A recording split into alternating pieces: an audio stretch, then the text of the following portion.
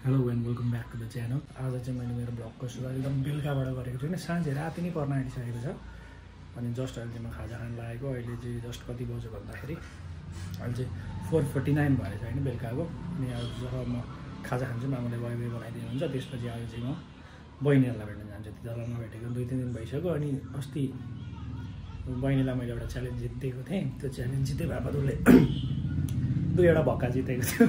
त्यो भक्का पनि खुवाउनु पर्ने छ आज मैले उसलाई। अहिले चाहिँ मेरो टक्क यहाँ खाजा रेडी भएर आइसक्यो। म मेरो खाजा खान्छु। यो भाँडा के हो? यस्तो भाँडा यो के भाँडामा खाएको यो? टिफिन बट्टा हो।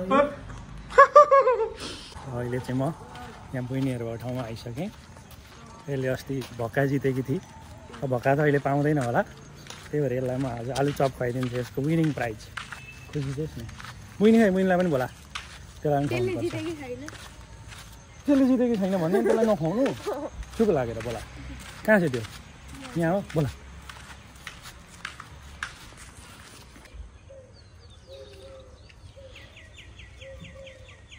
ओइ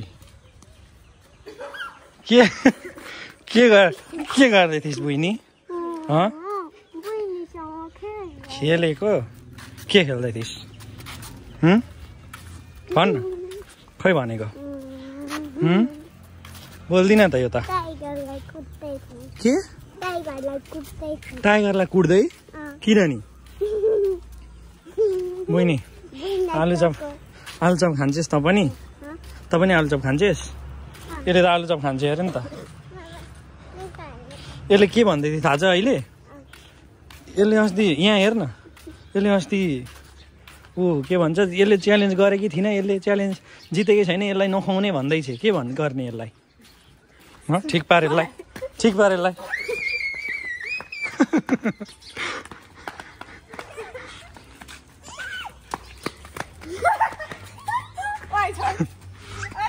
लु भयो, छोडिदे भयो। कति तिमीहरू नबाजेको कति दिन भयो? 1 महिना भयो। यिनीहरूको ग्याङ यस्तो खतरा छ। 3जनाको ग्याङ छ यिनीहरूको। अनि 3जना मध्ये त हरेक एकजनासँग 2जना मिलेर बाजिरहेको हुन्छन्। के भयो? ल 2जना मिल्छन् र अर्कोलाई एक्लै बनाउँछन्। कहिले यो त्योसँग मिल्छ, कहिले त्योसँग मिल्छ। उनीहरू कोही न कोही चाहिँ एक्लै परिरहेको हुन्छन्। तँ होस् नि त एक नम्बरको भडवी, सबैलाई भाड्ने। के को खुसीमा मासु पार्टी बहिनी? ग्रेजुलेसन? कति क्लास पास गरिस् तैँले ग्रेजुलेसन गर्नलाई? कति क्लास पास गरिस्? 1 क्लासमा जाने भनेको ग्रेजुएसन गर्ने हो? ल बुढाबुढी खेल्दैछन् मस्त। फोटो कहाँ? मोबाइलमा फोटो छ? तँ के बन्नेको थिइस् अरे? मम्मी? हाम्रो बसको ब्रेक फेल भएर म के अरे कुद्दै गरेको गाडीबाट कुदेर हिँडेको। किन? त्यो रोकेर नि त। अनि फेरि रोको भने फेरि बिग्रिन्छ भनेर त्यस्तो गऱ्यो। मजा आयो। बाइकको गाडीको ब्रेक फेल भएको छ तर तँलाई चाहिँ मजा आयो। बहिनी के भन्छ यो? गाडीको ब्रेक फेल भएको छ र तर यो मूर्खलाई मजा आयो। यतिको मूर्ख मान्छेहरू कोही होला त?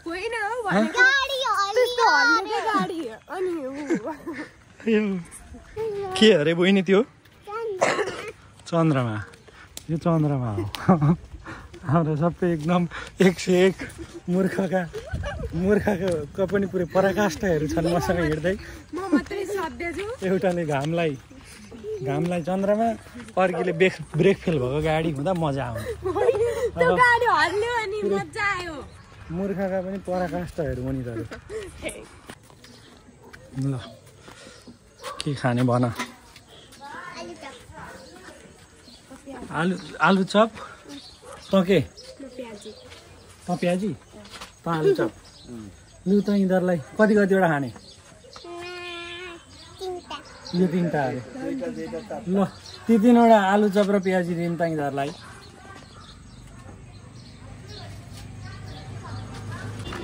तैँले जम्मा 2टा तैँले आफै गरे कि एउटा आयुष्मानले गर्दाखेरि 3टा भक्का भयो 3टा भक्काको 3टा प्याजी खाइस् त तर तँलाई घाटा लाग्यो नि किन थाहा छ 5को 2टा प्याजी एउटा अनि 5को एउटा प्याजी तैँले जम्मा 15 रुपियाँ खाइस् तैँले खासमा खानुपर्ने कति रुपियाँको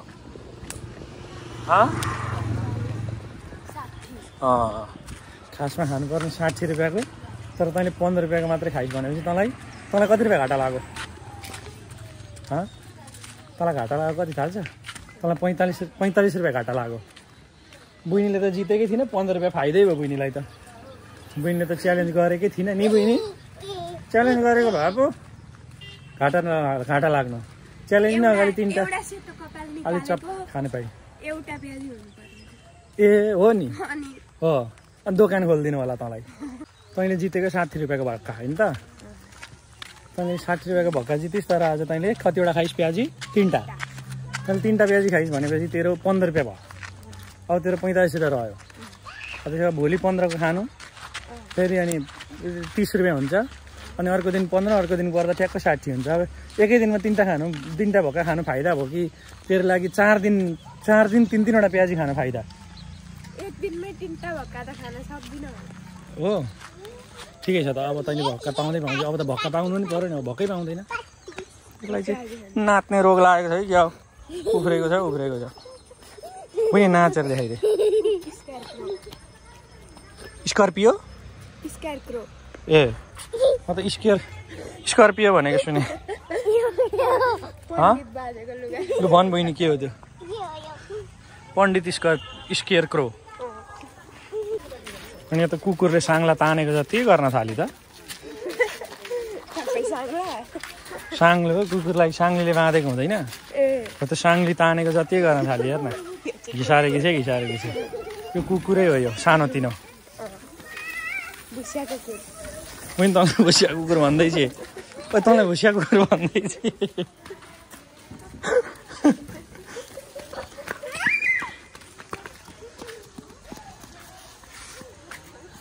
भयो छोड्दे बहिनी छोड्दे लास्ट चान्स त्यसलाई लुगा च्यातिन्छ नगर न लुगा च्यातिन्छ आइज भयो लुगा च्यातिन्छ नगर नचल भन्छु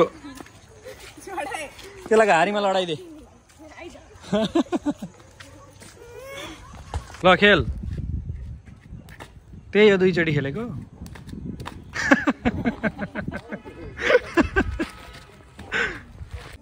ल भन अब periodic table 1 hydrogen helium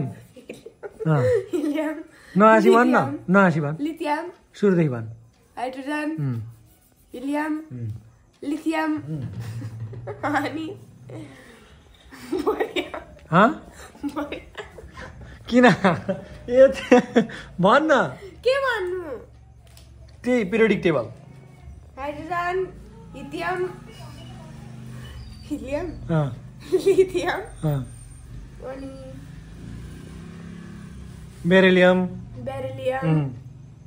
carbon dioxide Ram यहाँ पढ यहाँ लेखेको पढ त ल यहाँ क्या पक भन्छु यो हाइड्रोजन हिलियम अनि लिथियम बेरिलियम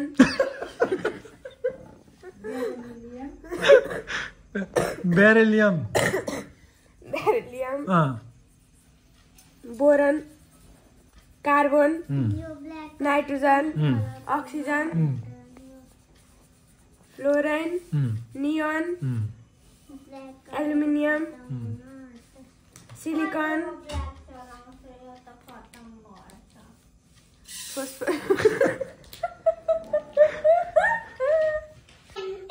पिरियोडिक टेबलमा यो टनटलम पनि रहेछ नाम। आजको ब्लग चाहिँ जस्तो तपाईँहरूलाई कस्तो लाग्यो प्रतिक्रिया दिनु होला हैन, अनि लाइक कमेन्ट पनि गरिदिनु होला। अनि यदि यहाँसम्म तपाईँहरूले भिडियो हेर्नुभएको छ भने म 8 साढे 8 बजेतिर राति पब्जी मोबाइल लाइभ स्ट्रिम पनि गर्छु। यहाँसम्म हेर्नुभएको छ भने लाइभ स्ट्रिममा पनि जोडिनु होला। आजलाई यति नै, अब अर्को भिडियोमा भेटौँला है त। By by.